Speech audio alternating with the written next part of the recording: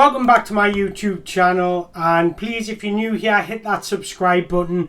As Chelsea have just beaten Tottenham, done the double over at Tottenham, battered Tottenham, and this is why we all become football fans, because moments like this, when you beat or get one over on your rivals, that is when everything seems fine. Whereas for Tottenham, the complete opposite. Fans will be waking up, scratching their head. How is our season unravelled like it has? So let's have a look. Now, Chelsea were worthy of their win. They were outstanding yesterday. They battered Tottenham. They didn't give Tottenham a chance, a sniff. It was all Chelsea, in my opinion. Tottenham seemed leggy. They seemed lack of ideas. They just didn't seem like they were up for the fight like Chelsea were. Now, I want to highlight one player, and that's Nicholas Jackson. Nicholas Jackson scored last night to make it 11 or 12 in the Premier League this season. I should have probably checked before this video. However, he scored last night. But there's something else I want to highlight, and this is what I love about Nicholas Jackson. Nicholas Jackson made 4 tackles yesterday. He's a centre forward. He's a lone striker. He was playing centre forward by himself. He made 4 tackles. Why? Because he's work rate. He's hard working, and making 4 tackles, he made more tackles than every single Tottenham Hotspur player. And I think that tells you the story of the game. When your striker's making more tackles than any other player in the opposition team, you've got a hell of a chance of winning that game. Because I'm a firm believer, if you work hard, you earn your own luck. And that's exactly what Nicholas Jackson did yesterday. He made the second most tackles in the entire game, only behind Moses Caicedo, who had a brilliant game himself, alongside Conor Gallagher, who had another brilliant game himself, ahead of Trevor Chalobah and Benoit Balaishire, who all had brilliant games. Chelsea were up for the fight yesterday, and that's not something we can save Chelsea all season.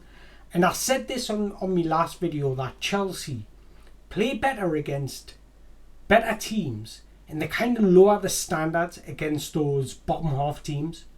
So if they could just change that up and change those into wins, they've got a very, very, very good chance of competing next season.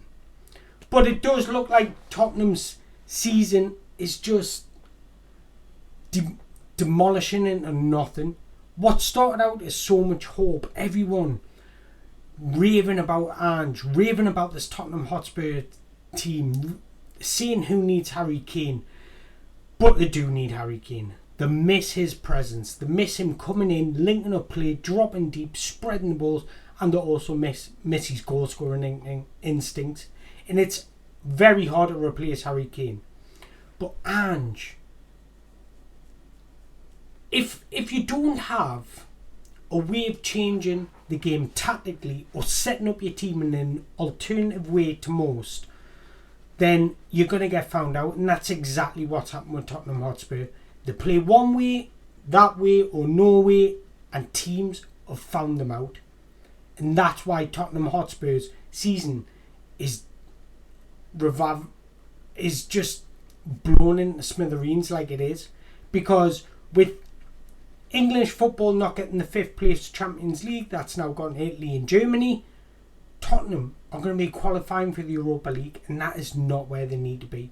They need to be pushing into those Champions League spaces, 1, to earn more revenue, and 2, to attract better players, because that's exactly what it does. And now it gives Aston Villa the upper hand to really attract more players, better players, and really just put themselves a step above Tottenham.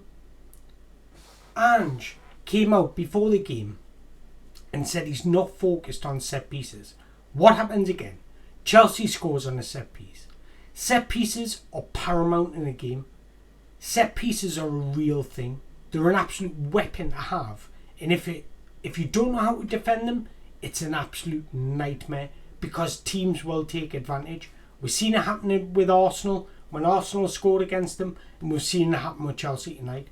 Liverpool on the weekend, what they need to focus on is set pieces, because Tottenham look all over the place for set pieces. And I cannot I cannot understand if I'm just saying that he doesn't focus or doesn't train set pieces in training. For a professional football club, that is unacceptable. I think he's just saying that to try and reduce the volume around it, to try and not let the media speak about it even more. But the more they concede from set pieces, the more this is going to happen. And it's shocking. Absolutely shocking. And just being found out at the minute. And he looks a broken man. He's starting to feel the pressure. You can see it in his press conferences. He's starting to bite. He's starting to be that.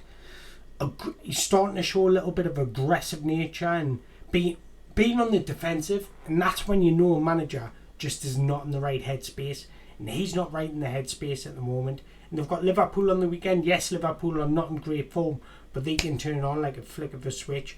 And if Tottenham don't get themselves right, they can be found out. But I want to speak about Chelsea again and Pochettino. You've got to give him credit for all the missed tactics, the misuses this season, the missed chances this season. Chelsea were bang on it yesterday. And you've got to give Pochettino credit because he's got his tactics spot on against Tottenham.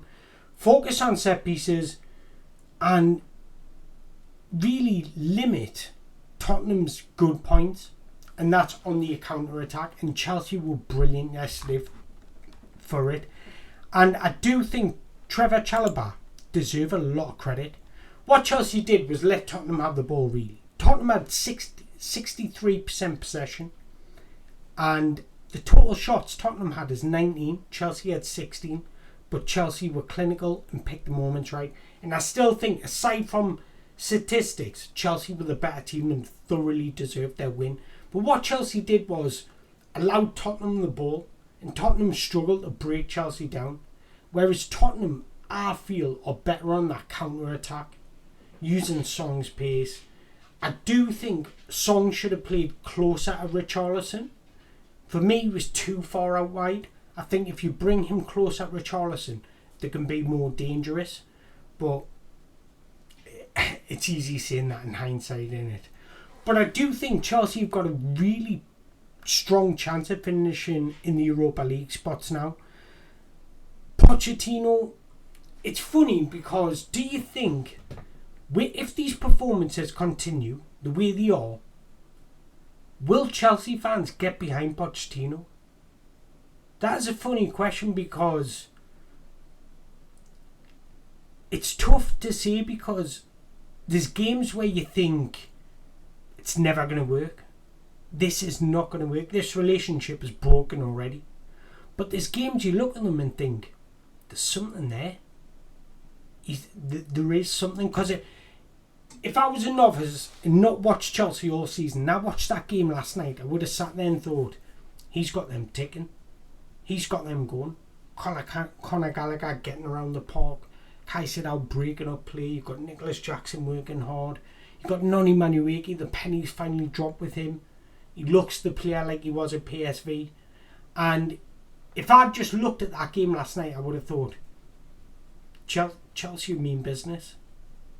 But there has been times this season where you think, what am I watching?